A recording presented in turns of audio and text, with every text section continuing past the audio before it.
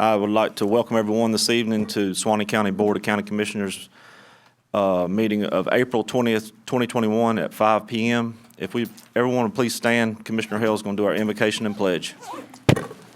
Everybody please bow your heads. Lord, we thank you for this day. Thank you for the opportunity to come together. Thank you for the opportunity to represent our community, Lord. Pray that you'll be with us, help us make the right decisions. Lord, we know that there's only one way to heaven, that's through you. There's power in the blood, Lord, and we pray that you'll watch over us, forgive us our sins. Bless our nation, bless our first responders, protect us and guide us. This we pray. Amen. Amen.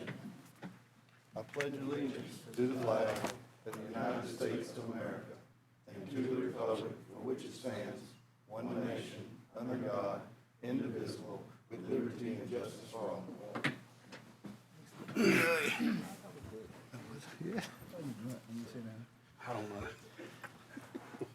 At this time, before we get into our normal business, we have a guest here this evening, Mr. Dan Hartley from Representative Brannon's office. I'm going to ask him to come up, and he has an update for us, I believe. Yes, sir. Thank you, Mr. Chairman. Welcome, sir. Thank you. Name and address for the record real quick. Yes, sir. My name's Dan Hartley. I'm with Chuck Brannon's office. Just here to give you sort of an update.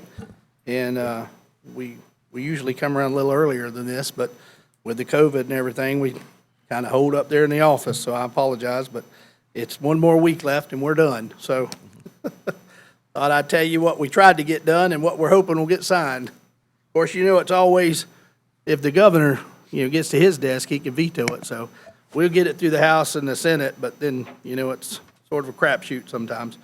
But anyway, this year's been kind of strange. I know I used to see you guys up there in the Capitol, but this year they wouldn't allow us in there. And so I had to stay in the district. But Mr. Brannon, in fact, he's there now, and Stosh is there. But I'll kind of bring you up to speed, and I appreciate you letting me do this first. I need to go home and go to bed. I'm old. All right. These are 21 session-sponsored bills in play. This in play might be different now today because I think they got about a week left, and I think they're wrapping up just about everything. It was House Bill 371, false report of crimes. This bill will enhance penalties, the combined cost to all responding agencies, including the federal, state, district, and municipal or other public safety agencies. If it's greater than $2,000, the person commits a third-degree felony. Penalties are increased if there's bodily harm, permanent disfigurement, or permanent disability or death, which brings it to a first-degree felony. House Bill 685 deals with the criminal conflict and civil regional council offices. This bill makes a statutory changes to bring these agencies more in line with the public defender and state attorneys. And House Bill 1159 deals with the Department of Highway, Motor, and Safety Vehicle. This is the annual department bill that fixes some of the statutory issues, sort of like an amendment that the department has also put Florida's law in compliance with the federal government so we can get the federal funding from the government. We kind of got to do things their way. So this sort of helps us get more in line with them so we can get the funds for the roadways like we need. The bills of interest that have already passed the representative and that, or the representative House by Mr. Brannon is House Bill 1, which was really in the newspapers a lot. The governor signed it into law. It is a law now. It deals with the strengthens the penalties in certain offenses committed in furtherance of a riot or aggravated riot and property damages. Basically, if you come from out of state or even in state and you want to riot, you want to burn cities down, you want to stand in the road and prevent people from moving about, there are laws that protect the citizens while they're protecting themselves. And so it was quite controversy in a lot of places, a lot of law enforcement. I think most law enforcement were behind this bill. There were a few who dissented, but I think most were. House Bill 5, this bill requires the Department of Education to strengthen civic education requirements. One of the things the governor was trying to do was bring the kids that are in school today up to more civic-minded classes and teaching them about government, and something that they've not been doing for a while in some of the places around the state. And so he's wanting to strengthen that as well.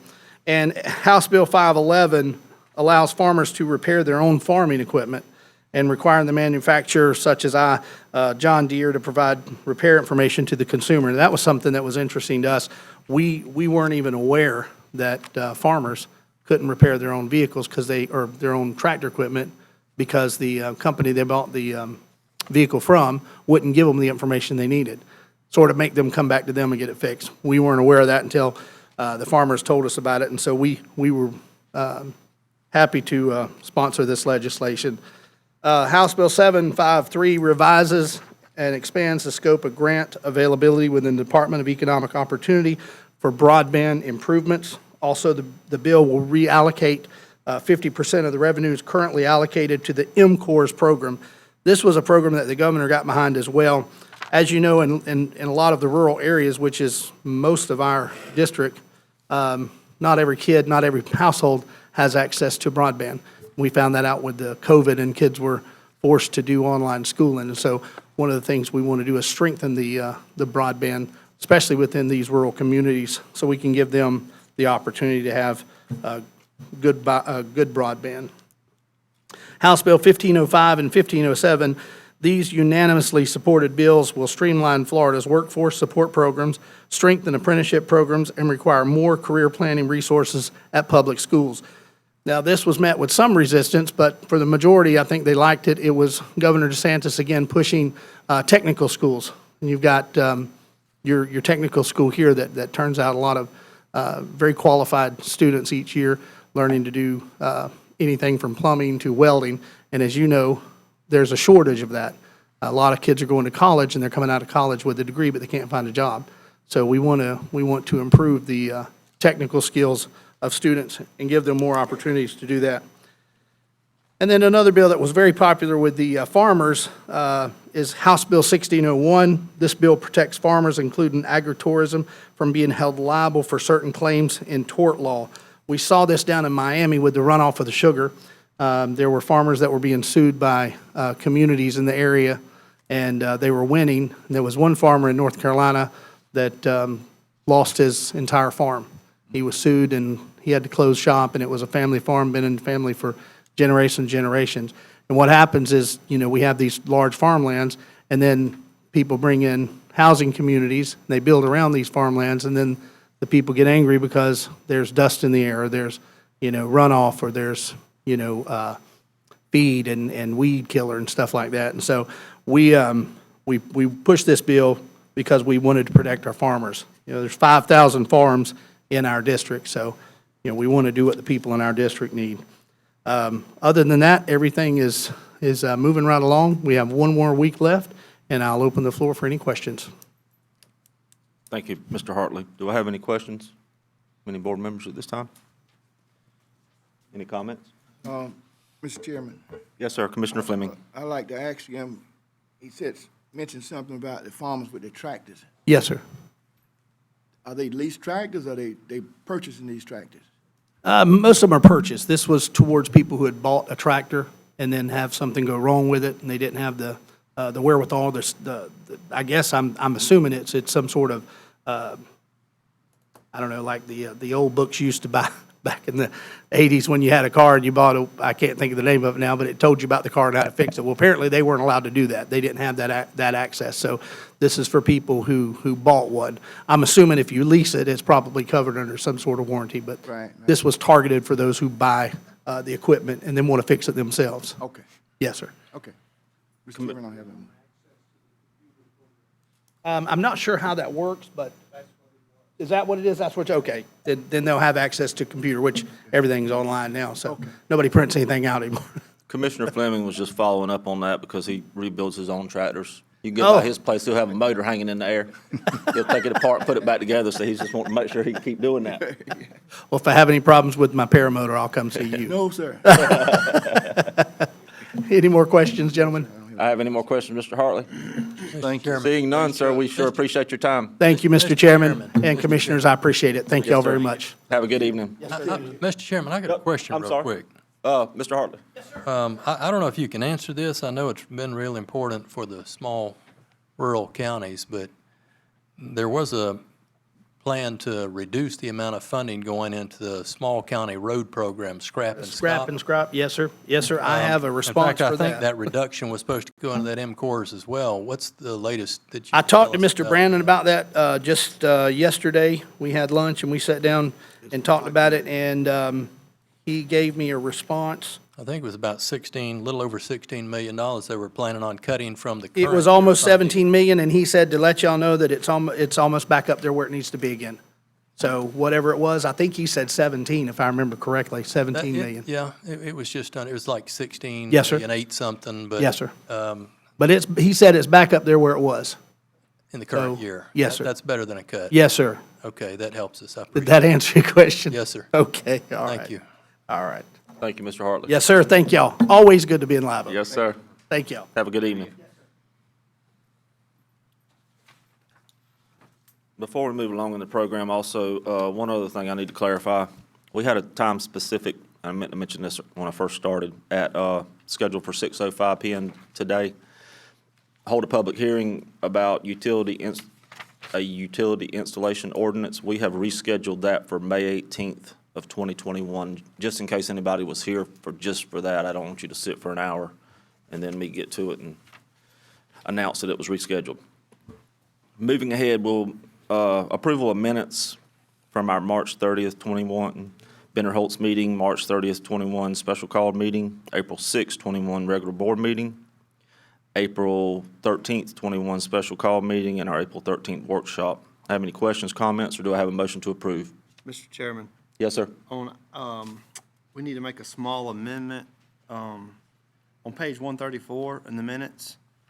I don't want to charge Mr. Hale with this. Which meeting, sir? The workshop. Workshop, okay. Yeah, on page 134, it indicates that Mr. Hale left the meeting. I believe that was actually myself that, No, I think I did too. oh, okay. Well, I did leave the meeting for about a minute. For a restroom. A restroom break, yes, sir. I thought they were blaming Mr. Hale, but No, it was I actually slipped me. out one time too. Thank you, this way you went that Restroom way. break, yes. Thank All you, right, well, though. anyway. Fair I enough. don't take Appreciate it. Responsibility for Yeah, that. thank you. Clarifications noted. Any other questions, comments? Do I have a motion to approve? Mr. Chairman, offer motion to approve. Second.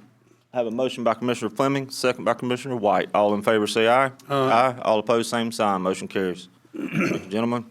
Moving ahead to our consent agenda, we have items 2 through 18. Do I have any questions? Mr. Chairman, I'd like to pull number 12, please. Commissioner White would like to pull item number 12. So at this time, we'll do items 2 through 11. And, Can I pull 16, Mr. Chairman? yes, sir, we have pulling items 12 and item 16. At this time, we have items 2 through 11, 13, 14, 15, and 17 and 18. Have any questions, additional comments, or a motion to approve? So Make it moved. good. Make a motion. I got a motion by Commissioner Hale, second by Commissioner Land. All in favor say aye. Aye. All opposed, same sign. Motion carries. All right, gentlemen, we'll go with, in order, item number 12, Commissioner White. Yes, I know we had this at the workshop and we discussed it and we agreed to put it on the consent agenda for tonight. But upon further reflection, as far as I'm concerned, I think we should just go with the legal services for the county fire protection solid waste assessment programs in item number 11. And I would like to do away with item number 12. All right, at this time, I will open the, for discussion. I have any additional discussion? I'm in the same position as I was then. I've had a little more time. That was the first I'd ever heard of the EMS assessment or the study was that night, and I know that we agreed to put it on the consent. But, I believe I told you guys then that I was not in favor of it, and, for the record, I'm still, not in favor of spending $18,000 to do this assessment or think about imposing it. I respect both of you gentlemen's comments at this time. My stance is going to be the same as it was. I understand you're spending money, but I feel like to gain knowledge, it costs money. Sometimes you make bad mistakes and it costs you money, or sometimes you pay for an education and you learn from it. I would ask this board to reconsider and us to get the study. I'm not saying we're going to change any rates or do anything in the future. I'm saying to give us additional knowledge that we don't have at this time. That's, Can we just vote? I mean, we can just vote on it, can't we? Vote on whether or not to do it or not, Mr.? well, we can, sir, but we have to have a motion, so. And some discussion. I mean, I agree with what, if you don't mind, Mr. Chairman. Yes, sir, Commissioner Hale. I'm not saying I'm in favor of imposing anything on the EMS side, for sure. But I don't know what the study is. I don't know what it would tell us, so without doing it, I'd like to know more, I think is what I'm asking. That's all I'm saying. And you answered my question. I couldn't remember how much it was, but it was 18 grand. I know it's a lot. But I don't know what's involved in that study. I don't know what information would come out of it. I don't know if it could teach us something that maybe between the fire and EMS that we're not doing correctly, or do we need to do correctly? I don't know. That's kind of my thing. We're going to do fire. I just feel like if we had all the knowledge we could learn, I understand it's a cost and it's an expense. I do understand that. But I do understand also that I don't know everything there is to know about it. I'm just not that smart. Mr. Chairman? And I just, gentlemen, and Commissioner Land, let me clarify, I didn't mean to cut you short there, but just the way it happened, since he pulled it off the consent, what we would have to do now for it to go before a vote, I would have to have someone would have to make a motion, and someone would have to second it, then we can vote on it. Okay. Commissioner Fleming, I'm sorry. Sir, I didn't mean to cut you off. That's okay. We're talking about $18,000 and the loss of a life. What EMF do, EMT, what they, medical services do, enhance the life of these people out here. I can't go along with that. I rather that we do the study, get the study done, know what we're dealing with, know what we're talking about, because I don't want to put nobody out there in jeopardy, and I would like to know what's going on. I appreciate that. And there again, I think I understand what you're saying. Also, just to clarify, is you're not ready or voting to have any type of rate increase. You're just trying to understand more I'm trying to understand more as you move forward. as we move forward. Mr. Chairman, Yes, sir, Commissioner White. I understand where y'all are coming from on the knowledge thing, but we're already covering EMS under the fire and the solid waste, are we not, in that study? Is that not covering the fire and EMS side of it? No. What you currently have is you're going to have a study on the fire assessment, because that's all we have in place is a fire assessment. You'll do a study on that. You're going to do a study on solid waste because it's been so many years. The question related to EMS is that you fund EMS today out of general revenue because it can't come out of fire. And you're either going to continue funding it out of general revenue, and you're at 9 mills right now. Your cap is 10 mills. So whatever comes from that fire assessment, if the board decides that they're going to increase revenues to cover the cost of increases in expenses associated with fire, then you have a concomitant increase on the EMS side, which you're currently funding out of your general revenue at 9 mills. So what this study for EMS is going to do is tell you, one, what that total cost would be. And there are a lot of variables associated with this that you don't currently include in your funding of EMS today. Like the assessment would apply to the municipality of Live Oak and to the town of Branford. So you're running all those calls today, but you're not charging an assessment. You're just picking up whatever you're picking up in your ad valorem side for general revenue. And like I said, you're at 9 mills today with a 10 mil cap out there like every other county in the state. Let me give you an illustration, though. If you take the numbers that we talked about in the workshop, and I'm going on memory now, let's say I think it was around $3.4 million that's going in from general revenue today to cover the cost of EMS. And your 1 mil, I believe we discussed, was at $1,670,000 per mill.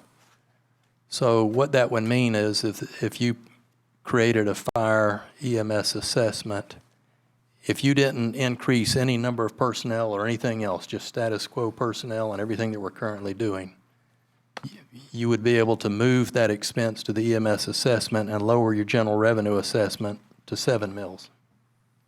And that's just an illustration, that's all. So would the cost go away? No.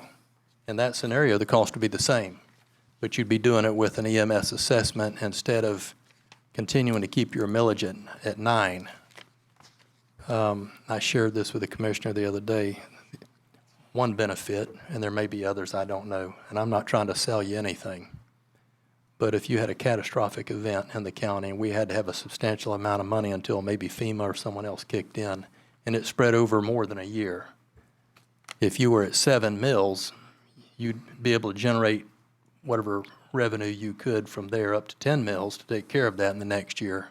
Where if you're at 9 mills and you stay there where you've been and had a catastrophic event, you'd be in a bind the following year because you can only go up to 10 mills. That's your cap. So those are just some things to consider. But otherwise, if you didn't change any level of service or increase your costs at all from what they currently are, and you did an EMS assessment instead of keeping your millage rate at 9, you could drop it to 7 just by shifting that expense to the EMS assessment. Now, if your fire assessment comes back, and I think everyone agreed in the workshop that on your fire side, you're not generating enough revenue. It isn't sustainable at the current rate. So it's going to have to go up. Something is going to go up on the fire side. If it does go up, you are only able to pay that portion of the salary of your dual certified people from the fire assessment for that portion of a percentage of work that's being done with fire. Everything else has to come from another source of revenue, and in this case, it would either be your general revenue at 9 mills, or in the alternative, it would be an EMS assessment. And I don't have any idea what's going to happen when the study comes back on fire. I don't have a crystal ball, but I'm just telling you that's what would happen if the expense goes up or if it reflects an increase. What we do know with fire, and this is information that the consultant will have, is that you have not been escrowing for replacement of equipment, and we are rapidly sinking because you've burned up, we are burning up everything that we have in there right now, no pun intended. But on the fire side, you're literally burning money, and you're not generating enough revenue to keep pace with your increase in expenses over time. So on that side, we know it's going to go up, unless we just say we're not going to provide any more services or we're going to cut some services. Thank you, Mr. Harris. Do I have any other additional comments, Commissioner Lamb? Yes, sir, Mr. Chairman, I totally agree and understand what you guys are saying about the value of a life. But I'd just like to further explain my position on this. And it's with all due respect, no one argues on this board. I do believe that fire's a problem and it needs to be addressed. And we're going to do a study to determine what we can do to try to address that. We're also, on this board, no one agrees that garbage is a problem. And we got to do something there, and we're doing a study to figure out what we can do. The first that I have ever heard about adding an EMS assessment during the same calendar year or even looking at doing it was a week ago today. I've had very little time, which I actually just got a report from our fire chief just a few minutes ago on looking at what all EMS does and looking at the numbers. But the little bit of research that I have done is number one, fire kicks in 27% to the EMS fund. If we're going to increase fire, there may be some additional funds there to help out EMS this year. Secondly, what I'm working with Mr. Hand now is looking at these transfers, and I pulled some minutes from February 18th, 2014, where Mr. Harris quoted, Mr. Harris advised the proposed plan has potential to generate approximately $500,000 for the remaining fiscal year that could offset the need of $500,000 in ad valorem taxes for the following year. This is in regard to the taking over the non-emergency transfers. It was not an intent, and it's all here in the minutes here, for us to get into the full-time emergency transfer. Well, here we are in 2021, we do all non-emergency transfers. Century, in the same minutes here, the CEO of Century spoke. Ms. Morrell advised us, furthermore, Century is a member of Suwannee County Chamber of Commerce, pays property taxes on the medical transport station it owns and operates in Live Oak, and employs 12 county citizens and operates 2 ALS ambulances. We put them out of business. And I haven't had I've had a week to try to break down, are there any, are we making money or are we losing money there? I know Mr. Hand, you know, in his comments said roughly 200,000, I believe, was a net profit, but when I ask, well, what expenses are associated with it, well, we kind of have to back in those expenses. And honestly, I just haven't had the time to study the EMS like I've done on the fire and disposal, solely to just lack of time. And jumping out there to do this analysis, to talk about doing an assessment, you know, I'm just not comfortable doing it the same year. I agree with what you're saying, but I mean, honestly, when I hear you say that, I'm thinking to myself, this may help me answer some of those questions that you're asking, you know? That's kind of how I'm looking at it, you know? I understand. I mean, that truly, I mean, you kind of nailed it for me right there. I mean, this may help answer those questions. Well, and I think, but. To me. I understand. No, I totally understand. I'm sure that we'll all learn something from it. But what I go back to is the economics of it. And in the calendar year that we're in COVID, and the losses economically that our people have suffered, and the country suffered, the world, that I don't know, I can't get on board with potentially adding an assessment to our taxpayers this calendar year. No, I just can't. I agree with that. And one thing I'll say, and we didn't really discuss this at the last meeting, I know we got to move on, we got things. No, I'm not rushing. I was just Something going we to didn't discuss that I thought of after our meeting, and I just want to throw it out there for you guys and the public is, and gosh, I hope it doesn't last forever like this, but I bet, and I didn't ask the chief this, but it's going to be a question, how many more runs are we doing now that we don't have a fully operational hospital? You know, that's got to add something to our daily runs, our account.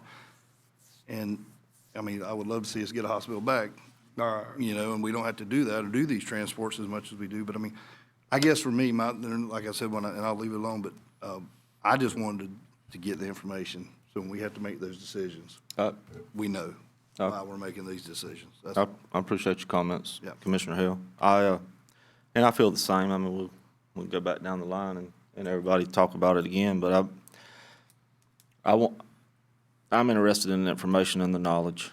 And we can get in here and we could go back to a workshop whenever the time comes and get all the numbers that has to do with what EMS is doing, what fire's doing, how much trouble we're going to be in, and hash that out then.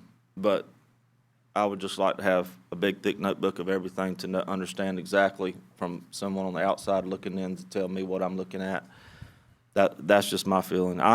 Gentlemen, trust me, and I don't mean this with no disrespect. I understand it's hot outside.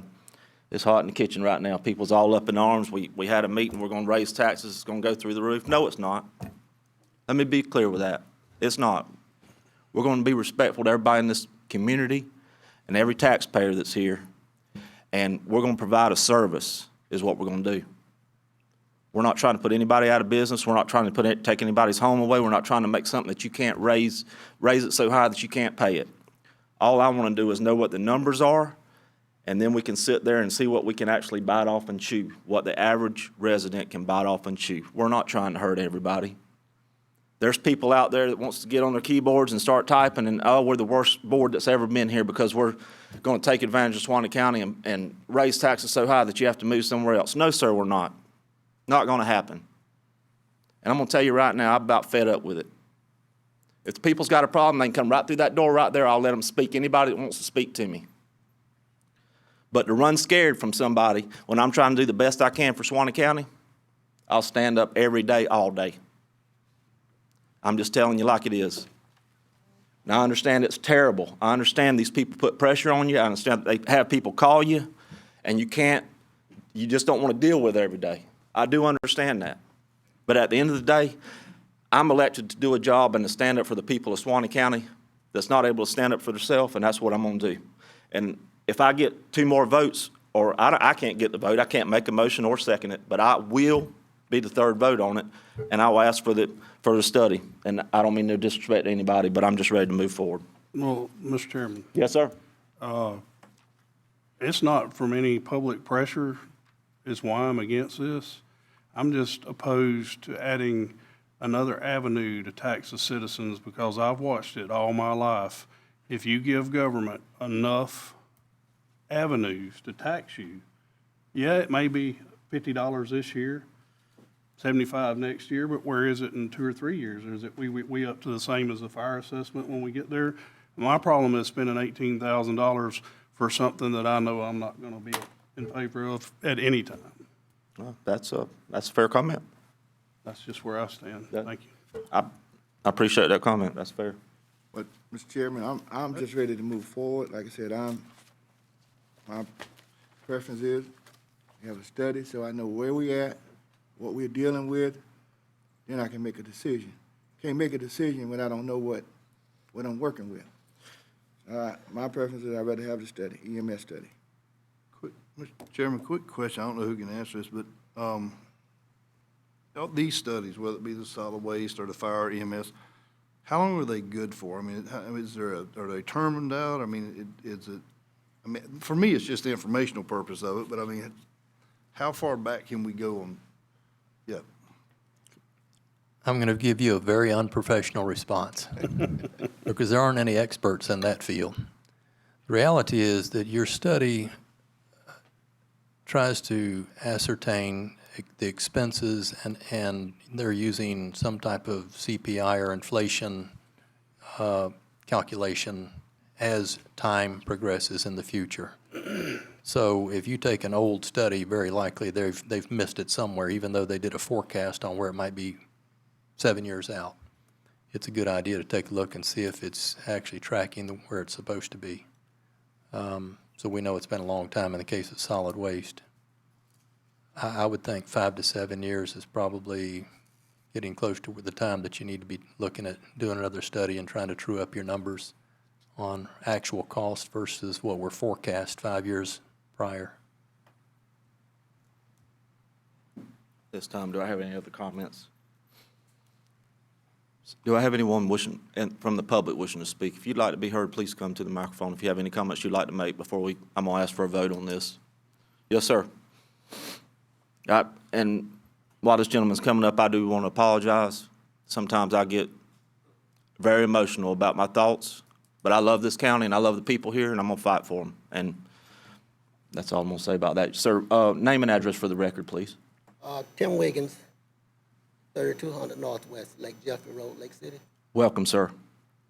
I don't want to, I hope this is not really out of place, because I realize and see what you guys do is you are in the kitchen.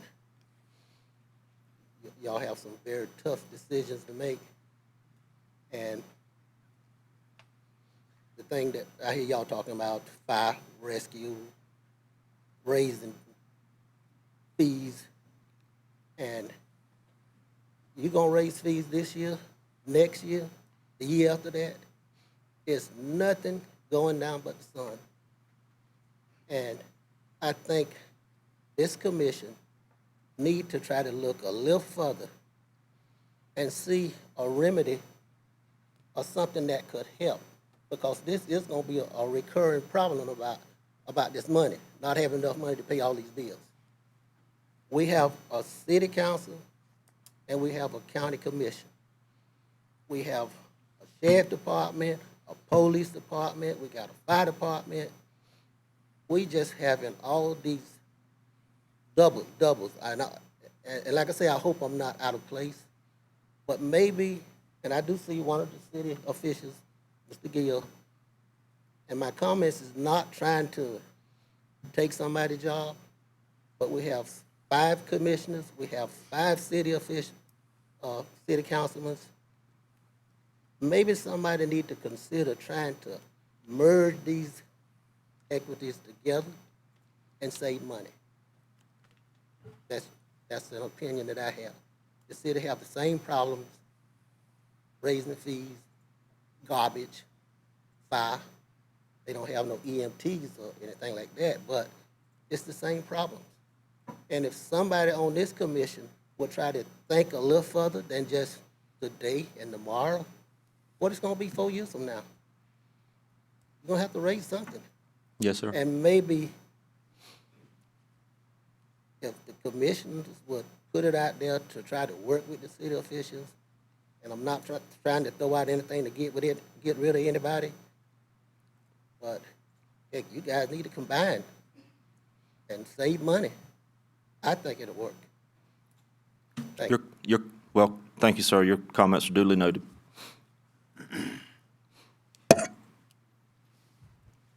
Welcome, Mr. Snowden. Name and address.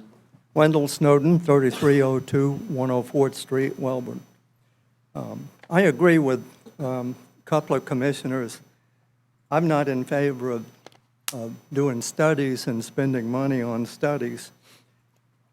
But if it's necessary to gain information in order to make an educated decision concerning the fire assessment fee, then it looks like we might have to do it. So if there is a way to have an educated vote on raising the assessment fee, can it be done without a study? Is that a consideration? But I don't want to throw something new out there. I don't believe I would feel comfortable Yeah.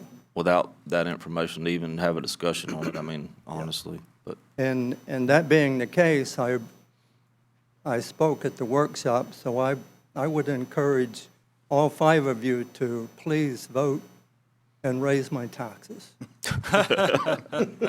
Hey, will you pay mine when they get raised? Depends on how much it is. thank you, Mr. Snowden. At this time, do I have any more comments from the board? At this time, I'm gonna ask, do I have a motion on the floor? I'll make a motion just because I want to know. I know it's $18,000, but I feel like this is not going to go away. I think we're going to have more and more discussions between now and the workshops on our fire, our solid waste. And I just want to be able to look these folks in the face and say, this is what we know. Well, and I appreciate your comments, Commissioner Hill, and I will say this, and trust me, obviously I got a little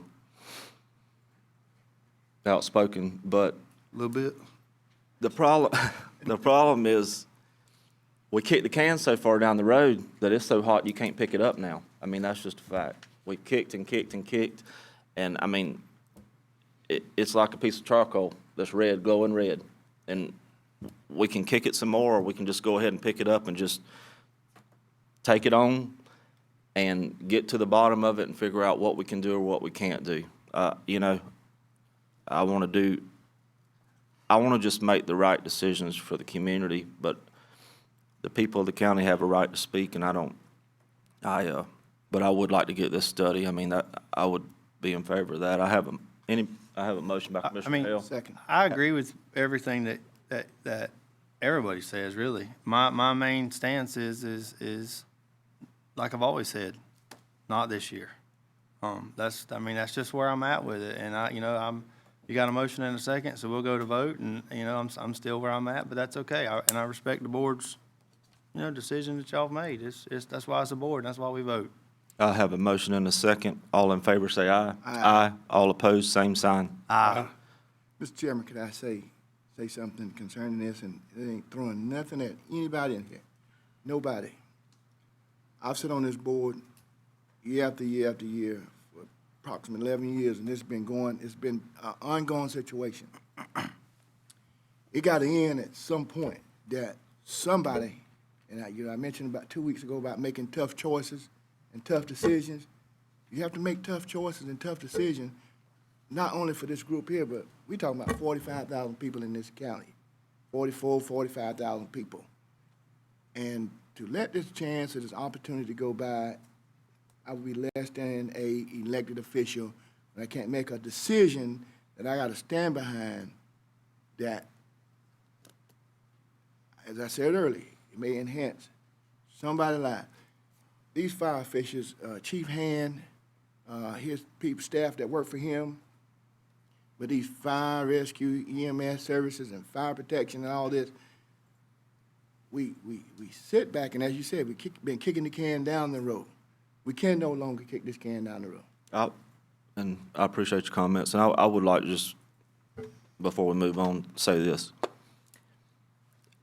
I hope this study gives me some insight and understanding on both sides to understand moving forward the most painless way for firefighters and EMS workers to be able to make a reasonable wage in this county and to be able to live here and stay here and raise their families. I hope we could get to that point with some understanding. For us, we're just a training grounds here. These people come here, we train them, we have a lot of knowledge with the people that work here, and as soon as something's available somewhere else, they're out of here. They can go make more money as soon as they have whatever the requirement of their hours is. I want to keep those people here. I mean, if we take our people that live here and prideful of this community, I want the people we train to stay here. And I want them to keep their families here. I want that person that we train to be here 20 years and to know where that road is where somebody calls him and says, hey, I'm right here, but I'm not at a 911 address, but I'm right here. I don't want that person to be brand new and next year it's another brand new person. So just to clarify before we move on, gentlemen, I appreciate the conversation on both sides. In favor of the vote was Commissioner Fleming, Commissioner Stapleton, Commissioner Hale. Against the vote was Commissioner Land, Commissioner White. Just documented for the record. And Mr. Chairman, I'd just like to say one thing, and I can appreciate both sides of this thing. If we do nothing with this, I hope we gain a lot of knowledge off of it. And they say, I think Mr. Harris said it was good for 5 to 7 years of knowledge. If we don't do anything with it, and we put it back, then maybe another commissioner in years to come, or one of ourselves, can go back and pull this information and have it. And it still be informative, have information that we can use to better this county. That's all I'm saying. I have to agree with everyone. No one's saying we're going to raise no assessments. I can appreciate that gentleman speaking towards that, but I think this is just a knowledge thing for me, and I just want everybody to know that. So, and some things were mentioned about the city of Live Oak and the city of Branford and things. And at the last meeting, I thought we discussed you couldn't assess them, and now we are. So there's just so many unknowns, that's all. And while we do have the city here, if the city wanted to help pay for this, we'll take anything you guys have, Mr. John, want to give. I say that jokingly, though. Mr. Chairman, I'm going to comment. Can I comment? May I comment? Yes, sir. To what you said? Commissioner Lamb. Yes, sir. I get what you're saying, and it's no disrespect or lack of appreciation for the firemen and firewomen out there, or Mr. Hand's entire department. I want those folks to stay here too, but what we need to understand at going forward, I mean, we're going to do the study. It passed. We're going to do the study, and we're going to learn from it, but we can't compete with Jacksonville and Gainesville. We can't.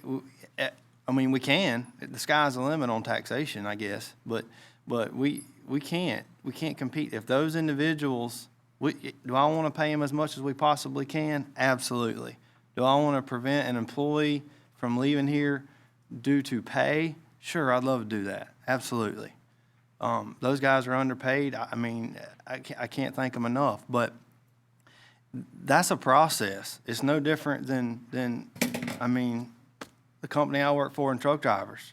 You don't get a CDL and come haul gas down the road. I mean, it's a process, and a lot of these bigger municipalities, if that's all we're focused on is retaining them due to pay, if that employee has a desire to grow in his career, he's going to go. He's going to leave here to go to the bigger city where there's more action. I mean, some of these folks, Mr. Hand can attest, it's in their blood. They want to fight fire. They're going to go where there's a lot of fires, and we can't no matter what you pay them, you're not gonna retain them. So I don't want us to get stuck in a rut that the more we pay these folks, the more the more of them will stay. Some of them are gonna go. I mean, they wanna grow in their careers, and they wanna go where the action's at. And it may not be that, while it is, sometimes We it's don't thrill not. that, yeah. I appreciate your comments, Commissioner Lamb, but I disagree with them. Fair enough. I mean, do I want to raise taxes to have to pay people more? That's not what I said. What I said is I want to figure out from the ground up how we can structure it to do better. And I'll put the sheriff department in there with it. I want those folks to stay too. They leave every day going to Florida Highway Patrol. At the end of the day, I don't know what the exact dollars are, but most of the time when people leave their job, it has to do with money. Well, that ain't just Suwannee County. That's anywhere in the country. Well, I'm just saying, I understand, but you're saying you want them to stay and just because they like the job and not because, No, I said I want to pay them well. You know, I said, but the mindset that we're going to compete with Jacksonville and Gainesville and retaining those employees, that's not a productive mindset. Because we don't have the revenue sources, we'll never have the revenue sources, and we don't have the action for whether it be a truck driver or a fireman. I mean, you know, the opportunities are larger in larger areas, pretty much no matter what business or career field you're talking about. I mean, that was my only point. I understand. And we don't have to, I mean, we can disagree. I can respectfully appreciate your comments and disagree on them. No, I'm good with that. But I just feel like that there is room for improvement as we move forward to understand more and what we can do better. We have to get creative with how we're able to take better care of these people. I don't know what that entails. There might be people in this community that could tell us that, and I'll be grateful to listen as we move forward and get more in depth in this. But all right, thank you, gentlemen. Any other comment? We'll move. Let's go. All right, moving on to we had pulled item number 16. Yeah, that's mine. Commissioner Lamb. Yeah, forgot where I was at with that. Number 16, the tractors. Yes, sir. I spoke to Mr. Harris a little bit about this, and I understand at this point it's just a place to let the winning bidder on the lease know that we want to do it, because if the manufacturing process takes a while these days. So, but my question to this board is, and to Mr. Harris, is I got the hours from the tractors that we're turning in the end of this year that we're gonna replace with this item number 16. And there's, I mean, I'm gonna go down the, and I've done some research with other folks that are more specialized in this field that have a lot of tractors that are actually in some mowing road right-of-way crews that own that kind of business stuff. And I've talked to 2 or 3 of them, and everyone agrees that I've spoke to and done research with that we need to be leasing the boom mowers. Those are specialty. But in my research, what I have found is on the mowing and the ones with grapplers, I mean, the hours on those tractors respectively are $26.74, $32.17, $31.68, $34.83, $2,098, and $34.93. That's over a 4-year period. And research that I did online, I mean, you're talking at roughly $20,000 a year leasing these tractors. Well, $20,000 on a 4-year lease, I mean, you're at $80,000, and at these hours, I mean, to put in perspective, there's only 2,080 work hours in a calendar year. So we're basically only running these tractors every day for a year and a month, a year and 2 months, every day, all day, 8 hours. Well, you can go online and Google these tractors on several different websites, and these tractors are selling with similar amount of hours, anywhere between 30 and 50 grand, depending on the condition of the cab and whatnot. Have we, and why wouldn't we, I guess is my question to Mr. Harris, look at purchasing these tractors? And then they're ours versus at the end of 4 years, we've paid $80,000 in leases and we turn them back in and have to lease some more. Why wouldn't we, with the amount of hours on just the mowing, the mowing tractor? Mowing tractors. Yeah, just not the booms. All my research indicated we need to be leasing those. Yeah, I don't have any problem with that. But if on the that's your purchase, proposal. what I discovered is there is a very good market for used tractors that is very solid. And I mean, that's just some research that I did, asking around and then, you know, running some numbers. And with the hours that we're putting on, let's face it, these tractors are mowing. What are we using them, October to April? I mean, they're sitting not used, maybe October to April. I mean, we may use them for some odd jobs or whatnot, but they're not running full throttle. So we got 5-6 months out of the year that the usage on these tractors is very minimal, which reflects in the fact that, I mean, one of them only has 2,000 hours on it, 2,098. Is Shannon But- here? Shannon isn't here. Could we go to a RF? We could or do, something on a purchase? well, this is straight off sheriff's, I mean, this is competitively bid stuff. What we could do, I was going to ask him something about the lease finance. We could still do the same thing, order the tractors, we could buy them and just keep them instead of agree that we're going to do it. Well, I did talk to AgPro as well, just because they're here. And what the information they gave me, that on the lease, the interest rate is usually 2 to 3 points higher on a lease versus a purchase. And the warranties are basically identically the same. So if we can get a cheaper interest rate, amortize it on a 4 or 5 year amortization schedule, and at the end of the amortization schedule, we own the tractors for just the mowing. I mean, if they get 3,500, 4,000 hours on it, then we clean them up, shine them, and haul them to the auction and get 35, 40 grand equity that we've built up in the tractor that are just pulling mowers. And I understand the mower's a separate piece. I'm just speaking about the tractors. Right. I believe we may be in a better position based on what today's used tractor market is over the last couple of years, is what these folks are telling me. But and in addition to, my thought process was, at the end of the lease, it's gone. We have to do something different. But if we were to stagger our purchases, or if we get a tractor that stays tore up, it's a lemon, maybe we get rid of that one and replace it. But if we hit a COVID year and the tractors are due for replacing, maybe we pause it for a year until our financial situation is a little more clear. Or we just have other options, whereas a lease, I just ran across more pros than I did cons on looking at a potential purchase for the mowing tractors. I don't have a problem with that. Mr. Chairman, can I ask a question? Yes, sir. Commissioner Fleming. Commissioner Land, so what you're saying is that you rather buy than lease? I would like to look at what a purchase would look like. Yeah, I would like to look at what a purchase plan would look like, because that information is not in here on the contract, so I could compare them. But I believe from my research is that, yes, sir, I believe I would like to purchase them based Purchase on, them outright? yes, sir, or amortize them, make payments to. Commissioner Lamb, would you be okay if we pulled this item for today and we had Mr. Harris pull information, or the office pull information, and Try to look what a purchase. Yeah, I was would going to get. say, we can have it back in your next meeting. That won't be any problem. Mr. Chairman, I want to finish. Yes, sir. I didn't mean to cut you off. When this gentleman just sitting there, I don't know his name, he just said that when you purchase one of those tractors, they're not gonna let you, you can't repair those tractors. Just say if the county bought those tractors and one of them broke down, and now we stuck with a tractor that the shop can't fix, we're gonna be in a situation. Well, the purchase would have the same warranty. It comes with a warranty, same exact warranty, almost identically, I believe is what they said, Right. as what a lease would be. So if it tore up under warranty, which I believe this lease said 4-year warranty or 3 years, 3,000 hours or so, I don't remember exactly what. 4 years. How long? 4 years. So, I mean, it's gonna be under warranty. If we buy them, then warranty goes to getting close.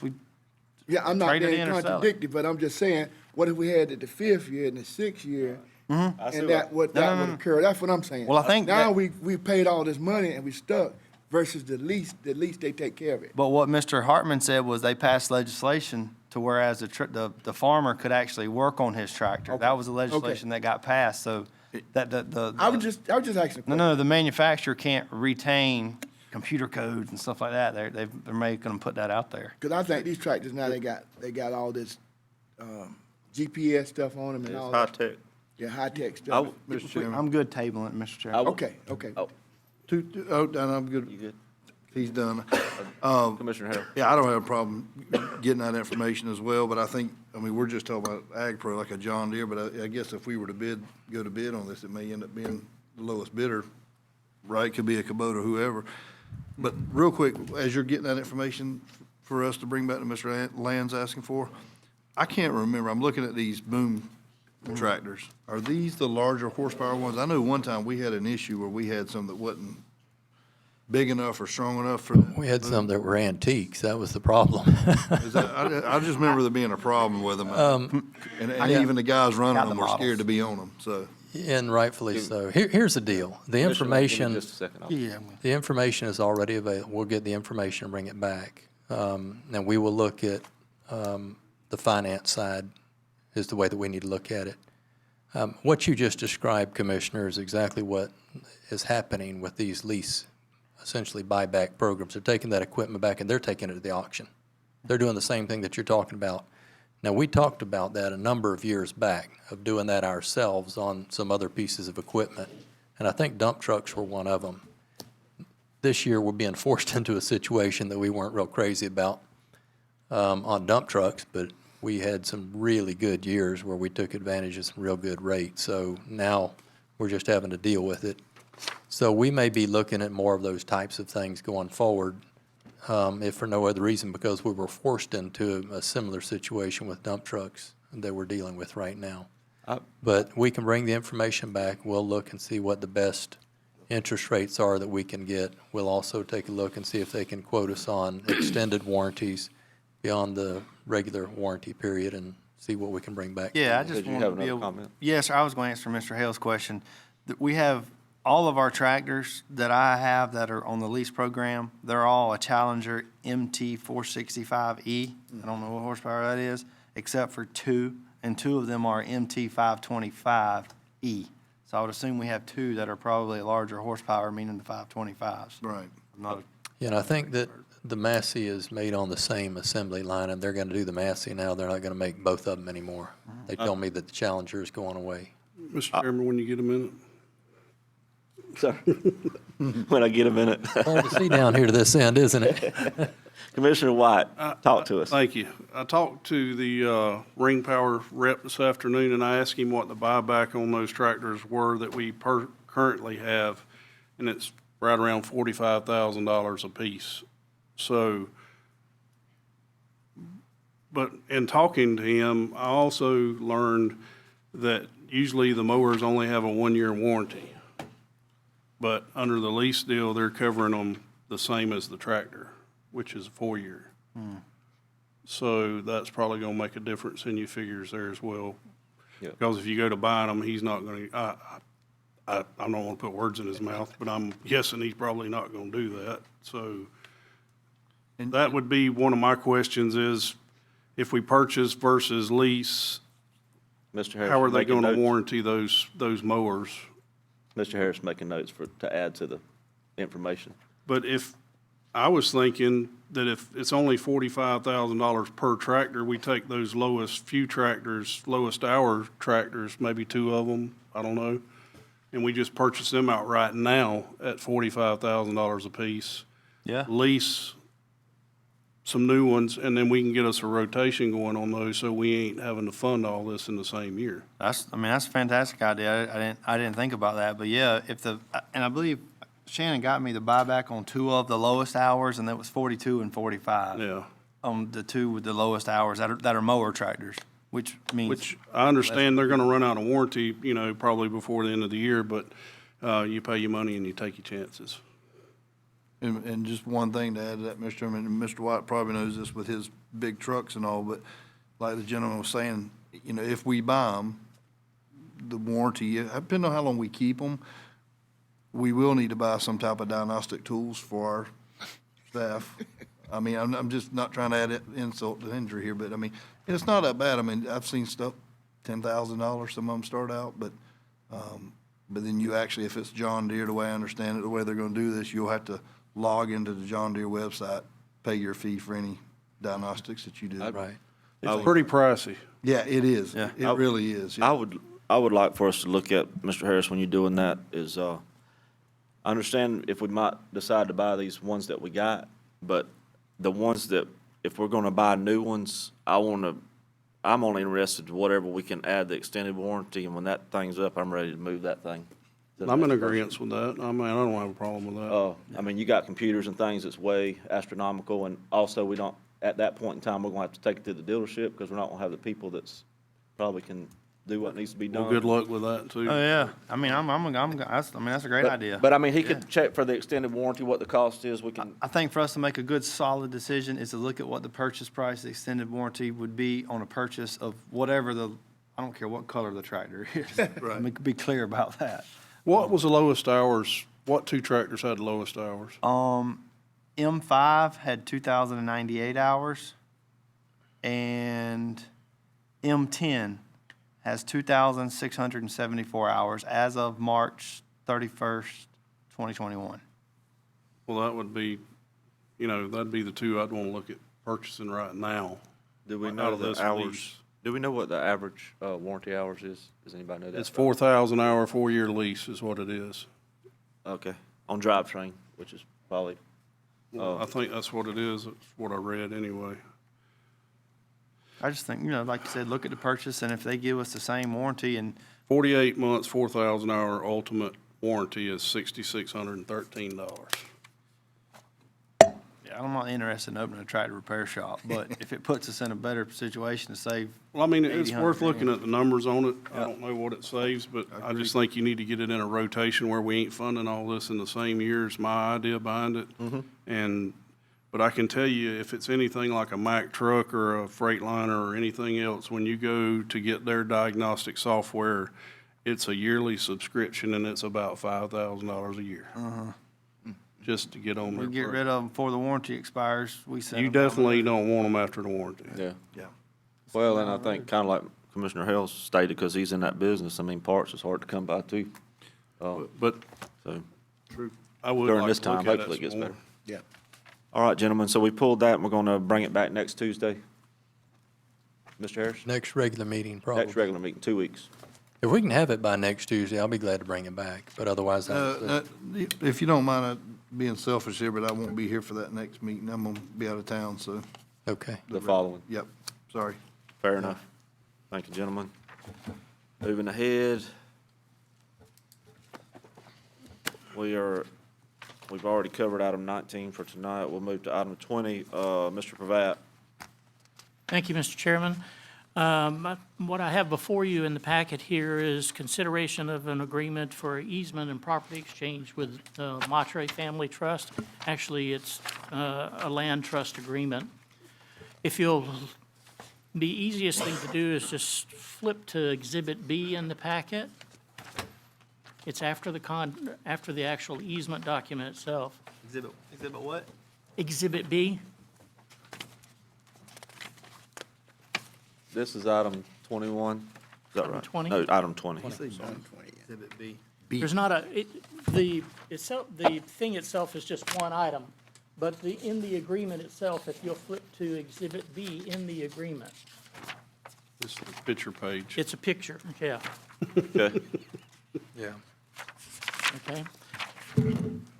On all of the properties that we've been able to acquire out there, we've been able to work with all of the landowners, and everybody's been donating, the property going all the way around. This particular piece of property is owned by the Monterey Land Trust. And if you'll see on Exhibit B, the orange area on here is what the county needs for, as the easement area for the project going there.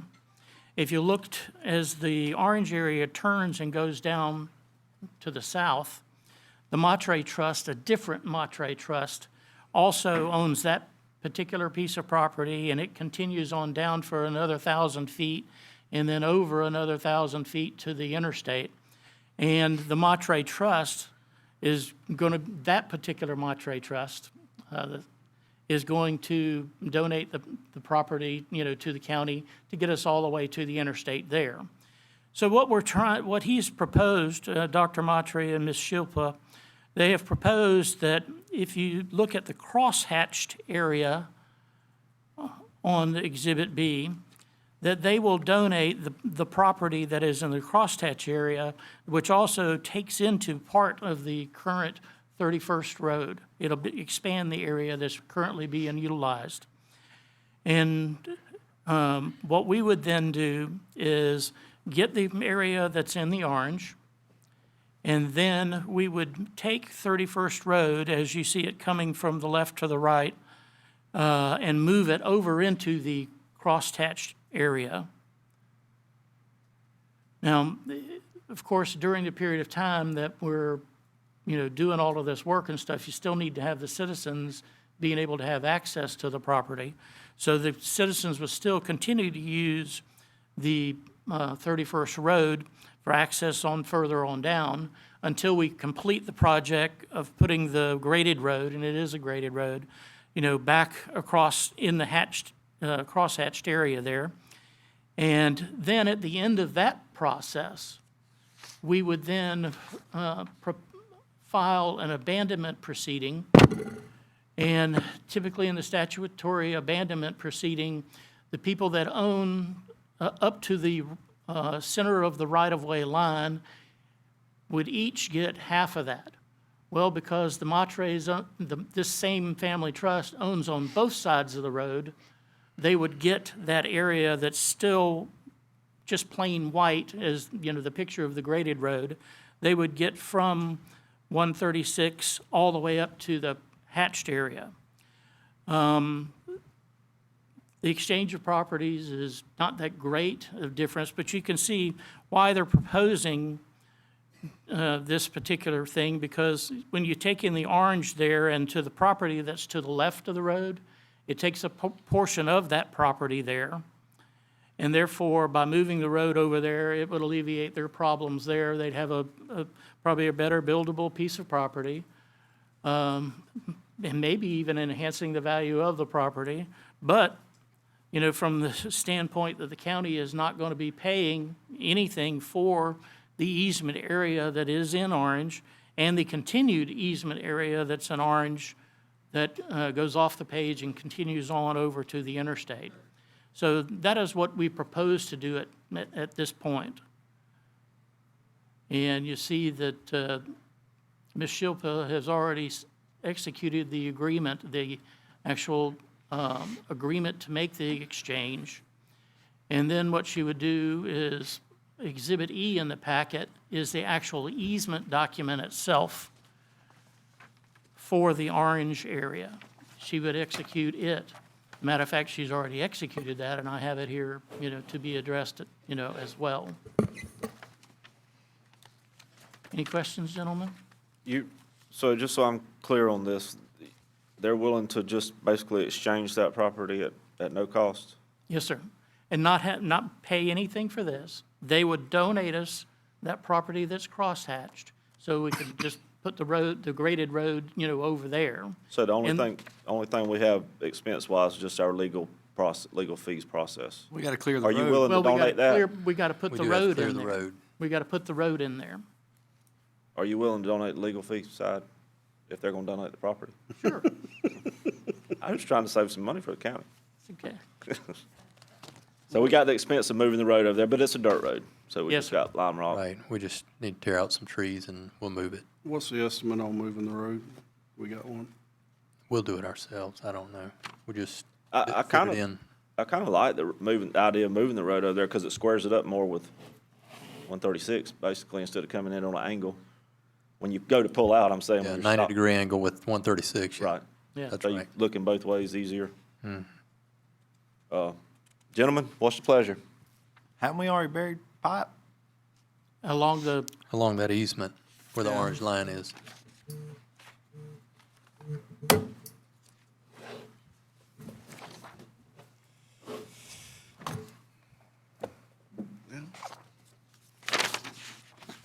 We're not gonna be out of just putting the road in, that's it, all we gotta do. Right. Mr. Chairman, I offer a motion to approve. I have a motion by Commissioner Fleming. I'll second. I mean, it's up. I guess we got to really do this, don't we? I mean, to accomplish what we're trying to get Right. accomplished out there. We don't have another big option. scheme. This is it. Yeah. Well, I mean, we could do eminent domain, but I don't think we want to do that. No. Well, I I'd never got rather- authorized to do that, so I was Yeah, negotiating the best. I'd rather just do this. Yeah. This looks all right to me. Commissioner Land said he wanted to do eminent domain. No, I said I Get did that for the not. record. Okay. No.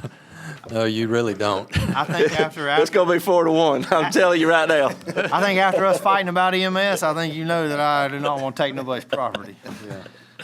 All right, gentlemen, just aggravating him. So I have a motion by Commissioner Fleming, I believe a second by Commissioner Hale. Yes, sir. All in favor say aye. Aye. All opposed, same sign. Motion carries 5-0. All right, thank you, sir. Thank you. Moving ahead, to item number 21, discuss Benderholtz agreement. Mr. Harris. Mr. Chairman, Commissioners, I'll try to keep this brief. Two commissioners on the board sat in on a meeting that we had recently with, and it was a advertised meeting. It was held here and recorded by the clerk. In fact, you approved the minutes a moment ago regarding that meeting. In any event, we spent most of the time talking about an agreement that Mr. Pavat and I had been working on with Benderholtz for quite some time. There are a number of issues that will ultimately be associated with a separate agreement, but for this evening's purposes, we want to talk about the participating party agreement associated with the Cdbg funding that we have. When Klossner left, they walked away from their obligation under the grant to produce the number of jobs required.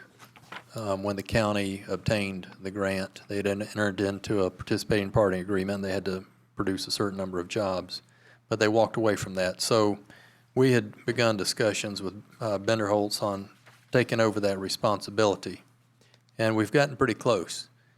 But the deal breaker is the penalty that was in the original participating party agreement. So I've proposed that we just remove it, because the reality is, without Benderholtz and without Klossner, the county is liable for paying back the grant if the jobs are not created. And I'm of the opinion that Benderholtz is never going to agree to take on a penalty. So we are close enough now, and they've circulated forms that we gave them, the forms that would go back ultimately with reports to DEO and others in the federal government regarding the job creation. They sent us an email saying, hey, we've sent the forms out. Looks like we actually have achieved what I had suggested, was that they probably already had the jobs out there today to accomplish this. So I wanted you to be aware and have an opportunity to comment, if you choose to do so, on this issue of removing the penalty from the agreement. Like I said, I don't have any reason to believe that they're ever going to agree to that portion of it. They have indicated their willingness to circulate the forms that are required for the job creation reporting. There's one other piece in here that they comment on in this email, and I will have to communicate to them that it isn't optional that it be removed. In fact, one of these documents that you have is from the administrator, one of the administrators in Tallahassee and DEO, because the participating party agreement has to be approved by DEO before being executed by both parties. In this particular case, when we sent some of the proposals, and one of the proposals was one that Benderholtz really wanted to see was a removal of some language that spoke to the continuation of reporting all additional jobs beyond that minimum number that had to be required. They wanted that removed. It is a federal requirement as a part of the Cdbg funding and cannot be removed, and DEO is simply communicating that back to us in response, saying that that portion of the agreement was placed back in there by them. So just bringing you up to speed on what's going on with this. I need to share this back with the attorneys working on the Benderholtz side. And like I said, there are some other much more minor issues that we'll come back to the board with in a separate agreement later that had nothing to do with this participating party agreement. This had solely to do with the Cdbg funding out there. And right now, that amount of funding is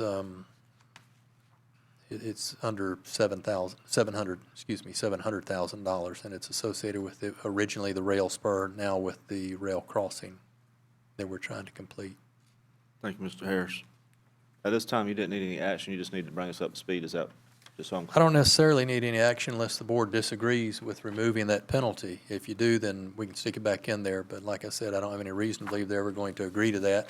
I'd be thankful if they just, like it appears they're going to, share the information with us, because that information, I think, will demonstrate that they have created the number of jobs that were a requirement in the original grant agreement that we have with CDBG administrators.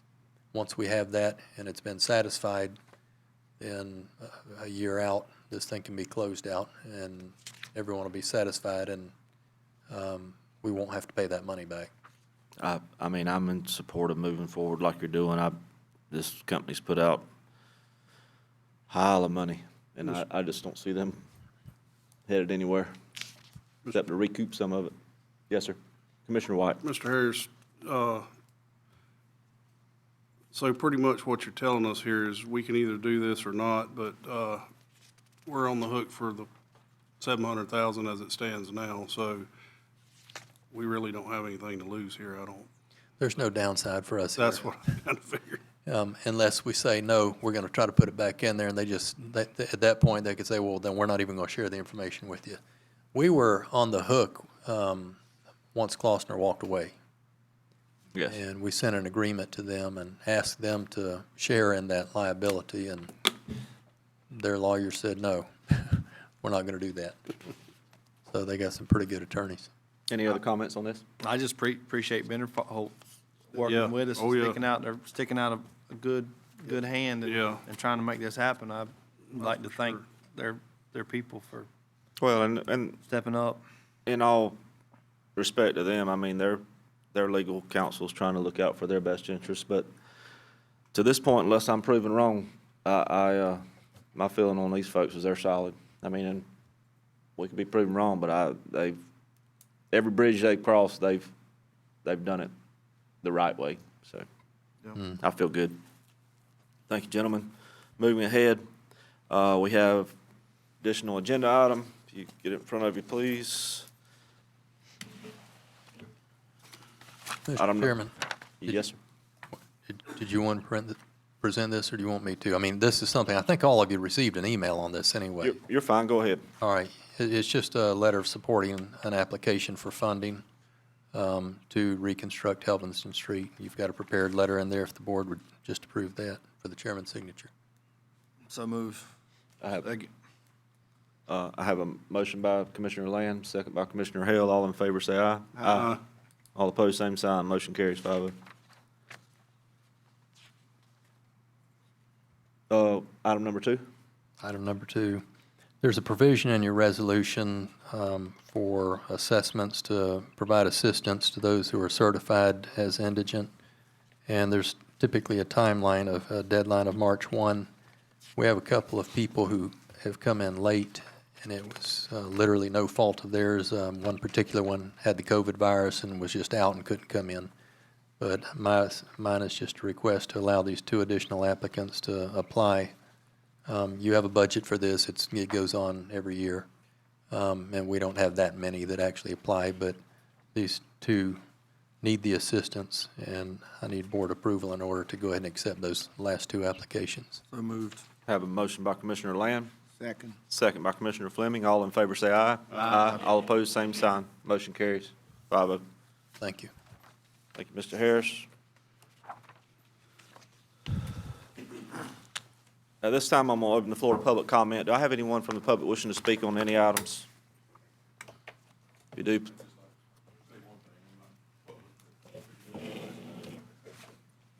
Chief Hamm, welcome, sir. Chairman, Commissioners, first off, I appreciate your comments earlier on the fire assessment for sure and the EMS assessment. But mainly what I wanted to do was is bring to light, first off, and thank the Parks and Recs Department, Mr. Scott and his staff. We held our annual first responder softball tournament this past weekend out at the Sportsplex. And unfortunately, we lost to walk-off grand slam in the last inning. We were up by 3 runs, and Doug Holman from Cdbg ended up hitting a grand slam, and we lost by 1 run. But this year we added a Coed softball tournament as well. People came from all over North Florida to support. It was a 100% charity event to raise money for Vivid Visions. And we played into the evening about 7:30 when the rain deluged us out with 2 games left to go. So didn't have any champion to the tournament, but it was very well received by all of the people that came. They loved the Sportsplex and how nice it was with the turf fields and everything. And like I say, the Parks and Recs department opened it wide open to us and let us use it all day long to raise money for a good cause. And we ended up raising a little over $2,000 for Vivid Visions. That it's definitely the most we've ever been able to do with that event. So look forward to it growing each year. Maybe we can get you guys to put a team together and join in with us one year. And it was a good time. We really had a good time. And just wanted to let you guys know that and thank Mr. Scott and his staff for everything that they did for us this past weekend. Nice job. Thank you, Chief Ham, for your comments. I have Commissioner White, maybe you can help me with this. Mr. Henry Haggerty was asking to speak, but I believe he might have left. Yeah, Would you like to discuss any of his comments? I would, please. We do that before we have closing comments. These are some folks that live on 81st Loop. And I do want to apologize publicly. I didn't realize they was time sensitive, or maybe I could have. Well, I didn't either. I mean, I didn't know they was ready to leave. I wanted them to speak, but. Right. So they are more than welcome to come back at another time, but I'd like for you to bring light. Thank you. I appreciate that. These folks live down on 81st Loop in Brantford, which is right on the river. They're asking for a no-wake zone from Stewart's Landing to 29851 81st Place. Or option 2, they would like a no-wake zone flood enforcement at 20 feet, which the current flood, where we enforce that no-wake zone on the river is at 25 feet. So they brought this to my attention, and I explained to them before the meeting that I was probably not in favor of a no-wake zone for the simple fact that if you start that process for one, then you may have those all down the river, because if you do it for one, you'll have to do it for all of them. So that I didn't think was a great idea or the best idea, but they did ask that if we could do the enforcement at 20 feet instead of 25 feet. And so I wanted to ask Mr. Scott what he thought about that.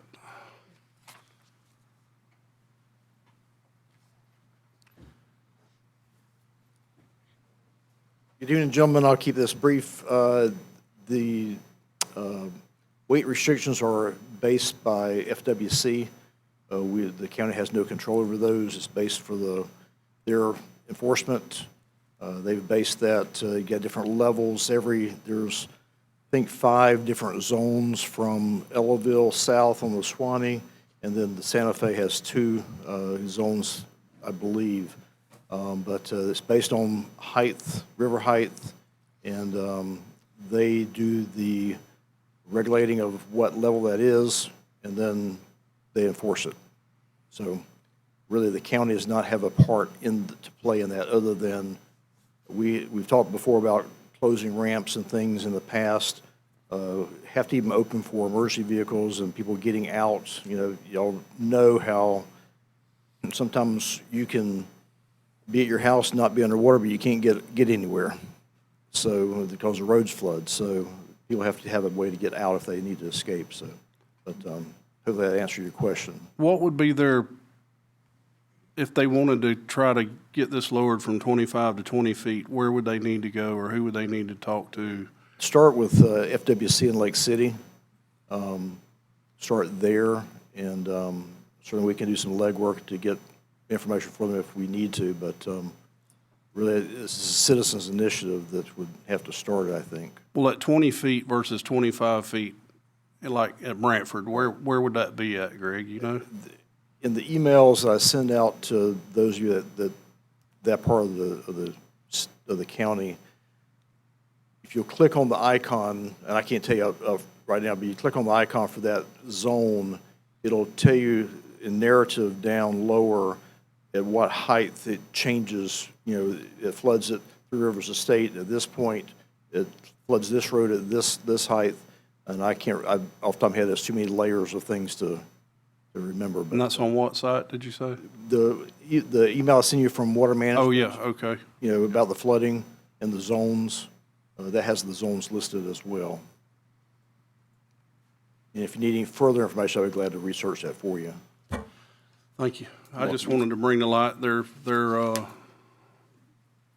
concerns Thank and try to get them some information, so I appreciate it, Mr. Chairman. Thank you.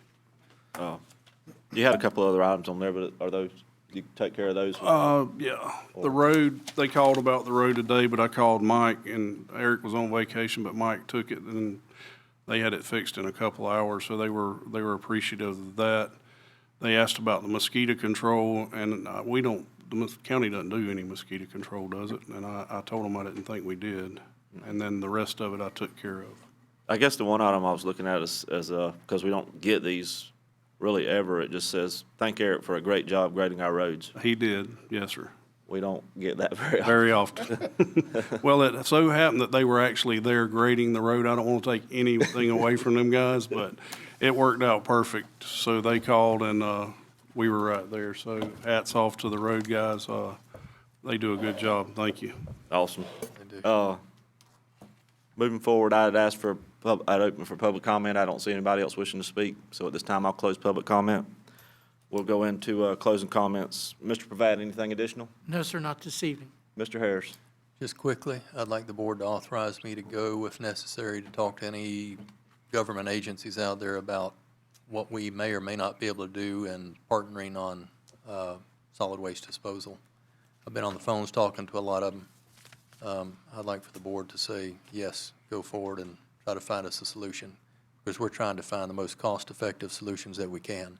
And that means talking to government entities to see if there's any opportunities out there for us. I'm good with that. I have no problem with that. We have a consensus. Board consensus, you're good. Okay, thank you. No Las Vegas. That's just a little too far to travel. A little too far to haul. Let's give them a little parameters here. Yeah. Anything else additional? Commissioner, or Mr. Harris? Commissioner White? Yes, I just want to go back to the item 12, which was the EMS study.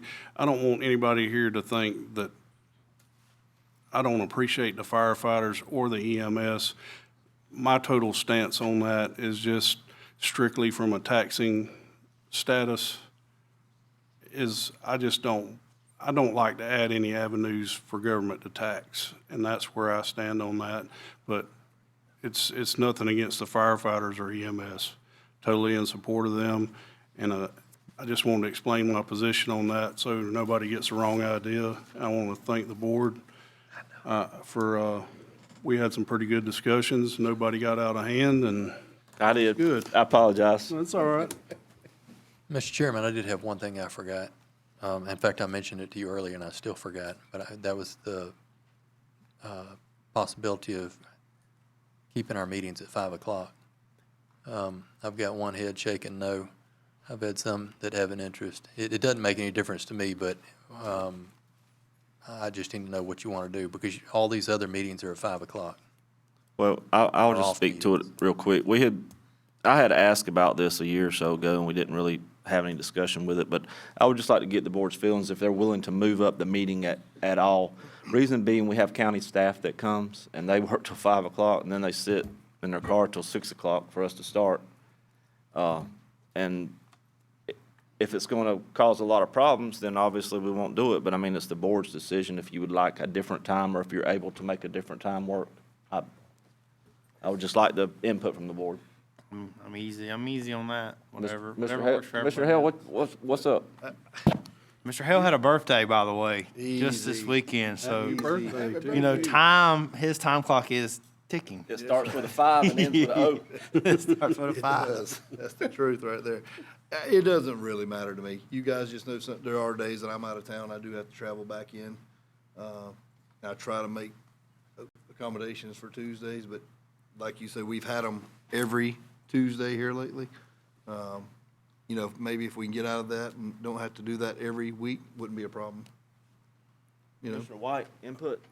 My only concern with that is the folks that work till 5 o'clock that want to attend the meeting at 6 o'clock would be my only concern. As Commissioner, far as me, I'm good. Commissioner Fleming, thoughts? I'm good with it. We used to have a meeting at 9 o'clock, Yeah. 4 o'clock. So I don't really have a difference. You know, sometimes we're for over a year now, we've been meeting every Tuesday. Oh, And How- it's been trying, you know, but I don't have a problem with 5 o'clock. I would, and with respect to Commissioner White and what he's saying, and also Commissioner Hale, I would ask the board, I would be in support of 5 o'clock, and I would ask us, just let us try it. If we see we're having problems, or if we see we have people that can't make it, or if it starts creating a big problem for you, as simple as us saying we're changing it. So I'm good with that. from this time moving forward, at this moment, we'll have our meetings at 5 o'clock on the Tuesdays. The one thing I would, gentlemen, I don't mean to hold you up, I don't mean to hold the audience up, but I'm wanting to kind of dive into this a little bit about this emergency order. And I want to see what y'all think about it, and I want y'all to give me your opinion, but I'm of the opinion we don't need to meet every Tuesday.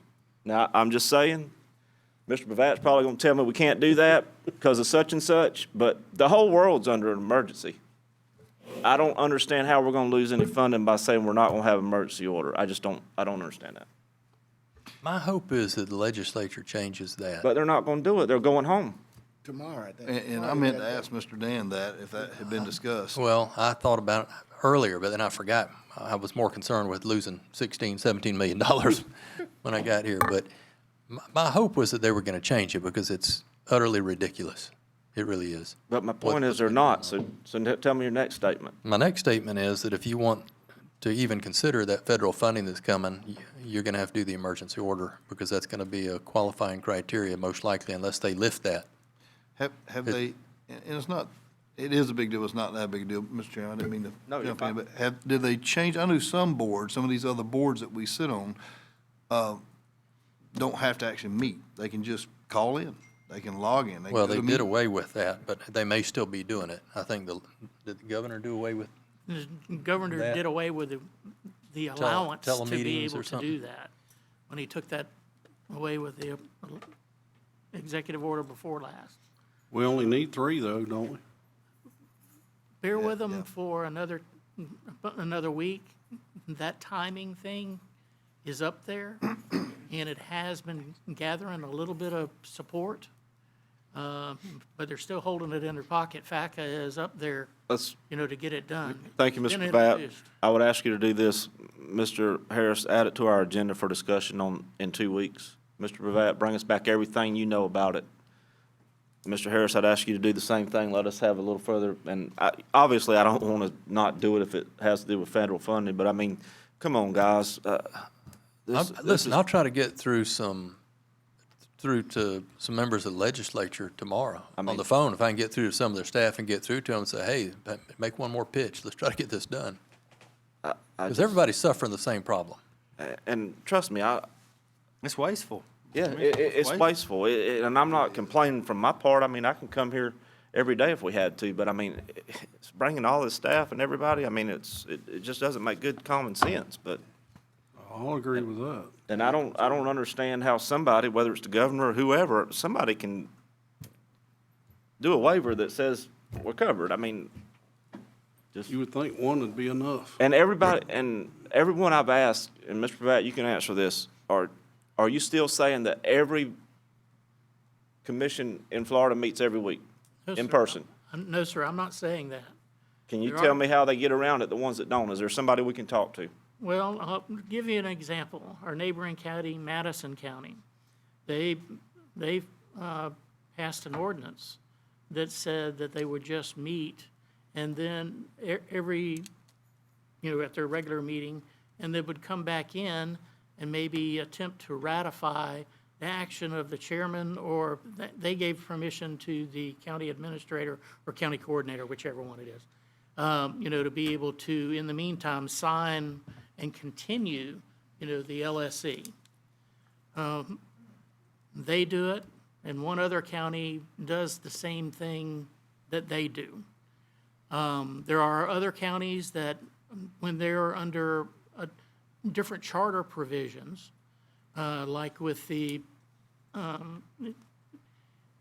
like Dade County or Hillsborough or Pinellas County, the charter provision allows them to be able to designate that power. And we're a non-charter county, we don't have the power to be able to designate that way. Like I said, there's a few exceptions, in my opinion, and then I'm talking with the folks at FACA, and with some folks up at the legislature, that if it ever got questioned, Madison and the other county that is doing it, in that fashion, may have a problem, unless we get this waiver, done. The problem with the legislature right now is that, 14 days, everybody started saying, well, we'll just do it once every 30 days. Well, they're back down to talking, putting it every 14 days, which would almost coincide, it'd eliminate, maybe 2 meetings a month. And if you have the 5th week in a month, you could do that. So they're trying to make it so that it coordinates with your regular board meetings now. But the state and the federal government are concerned that if you are allowed to have that declared state of emergency for an extended period of time, that there may be other things out there that they may end up having to pay for and have to do extra audits for and that type of thing. So it's a cost venture on their part. Thank you, Mr. Pravat. Just, Mr. Harris, please place it on the agenda for further discussion and see if we can get a little more clarification. Anything we can do. I mean, a year and a month or two, I mean, this is it's on the verge of ridiculous, in my opinion, but, I mean, we can take care of our business without dragging everyone out like this. And just to speak to that, and like somebody mentioned, well, it only takes 3 commissioners, but when this video is running and this place is in session, there's not a commissioner here that wants his seat empty.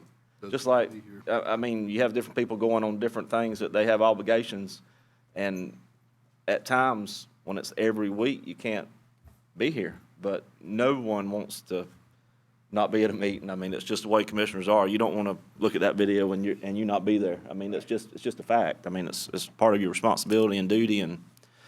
But anyway, moving forward, did you have any? Did I ask? You got me. I finished. You Okay. Commissioner Fleming. I don't have much to say, but I just want to recognize a few people here tonight, everybody that's here, but my good friend, he's always here. He come, Tim Wiggin from Lake City. He's from Suwannee County. Yep. He used that Columbia County address, but he has property in Suwannee County. And I do like to recognize my school board member tonight, Mr. Norman Crawford.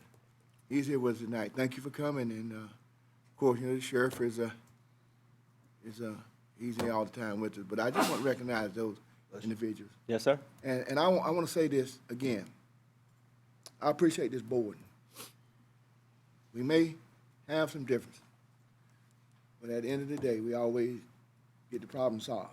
We always work through it. And I thank God for that. It make a better person out of you that we can understand each other. Sometimes we can't understand each other if we don't say anything. But if we say some things, then you know how I feel, I know how you feel. And we can work together, we can work through it. Yes, sir. Thank you. Thank you. Commissioner Lamb. Yes, sir. I'd just like to, we got that notice from the city of Live Oak on Friday, I believe. So I thank Mr. Harris and his staff for jumping on that and getting that done for those folks. I think they had a deadline first part of the week on their application for funding. So thank you guys for helping them out there. And happy belated birthday. I think our Commissioner Hell here's hit the 5 what? Say it. Say it. 49.999. Say it. Say it. I'm hanging in there. He don't want to say it, but anyway, he's left his 40s, I believe. Yes, I have. Happy birthday to him. Happy birthday. I just joined a few more on this board. Isn't that, yeah, that's all down this way. Just the old end. That's right. That's right. Commissioner Hale, got it. Just with that, thank you, Commissioner Land, appreciate that. I agree with Commissioner Fleming. I'm not gonna say I'm loving our debates and our discussions, but I'm glad that we're having them, and I'm glad that we're working through them, and I love to see these seats are normally full, and I appreciate that. More and more people coming and getting involved, and I really appreciate that. And also Commissioner White said it, and I haven't mentioned it lately, but we do have some really good employees, whether it's the road grader, the folks with Greg's department, I mean, it's just all of them. I mean, across the street, and we've got the clerk's office. I mean, anybody I call or any problems I have, there is not one person that gives me attitude or whatever. It's, yes, sir, what can we do? And they just jump right on it, and I appreciate that. Don't get a lot out of Jimmy Norris's office, but other than that, everything else is good. Yeah. Well, when you're not when it's not expected, you're not disappointed. Okay, all right. We got to pick on him. That's He goes to sleep back there in the back sometimes. Anything else? No, sir, thank y'all. I would just follow up with what you're saying. A lot of times people sit out there and look at us up here and they're saying, you know, he's acting crazy and doing this and that. I mean, a lot of mine is I'm just passionate, and sometimes, you know, I speak before I think, and I apologize for that. But the one thing I will say is a working, positive board will not, what's the word I'm looking for? Say we had a disagreement on that first item on the agenda. You don't hold it personal you move on to the next item is what I'm saying. Because if it was personal, then the next item that Commissioner Land had a problem with, those people would vote the same way against what he's trying to do. What I'm saying is, it's not personal, it's just business. That's right. And like tonight, the next item presented itself, and I was 100% in favor of what you was talking about, and Commissioner White. So, you know, that's the biggest thing when you get in this seat. It's uncomfortable at times, but you just can't make it personal, and you got to move on to the next item and try to get business done. Only other thing I will say is we had a Rotary Golf Tournament on Saturday. I will say thank you to Greg Scott again, Parks and Rec, for helping out with some stuff there that we done. Also, this kind of goes back to you win some, you lose some. Chief Hand let us down with the county, but we got Mr. Pravat here. He come through on the golf tournament, and he won that thing out there. And I think they donated the winnings back, so that was awesome. Mr. Pravat, how old is your dad? 87. 87. Yeah. So it was a three-man team, Mr. Pravat, his dad, and his son. And and they won in their division, so Nice job. I was happy to see that. And 87 years old, getting after it out there, you just can't beat that, fellas. But Hey, and I'll add, I know Commissioner Hand said they had that tournament. I don't remember getting invited to do that, I don't do y'all? either. No. Yeah, I think Oh, you, but I didn't get invited. I hear they lost. I think that was the thing. They were scared we'd beat them. I will add to the softball tournament, though, that every member on our team is somehow affiliated with our department, and most of them work for us. The city had 3 firemen, 1 police officer, and a bunch of ringers. So they had some hired guns, didn't they? Ringers. Yeah. we did play with all people that work for the county. I got you. All right. Other than that, I don't have anything else. I just need a motion to adjourn. Motion adjourned. Have a motion by Commissioner Fleming, second by Commissioner Land. All in favor say aye. Aye.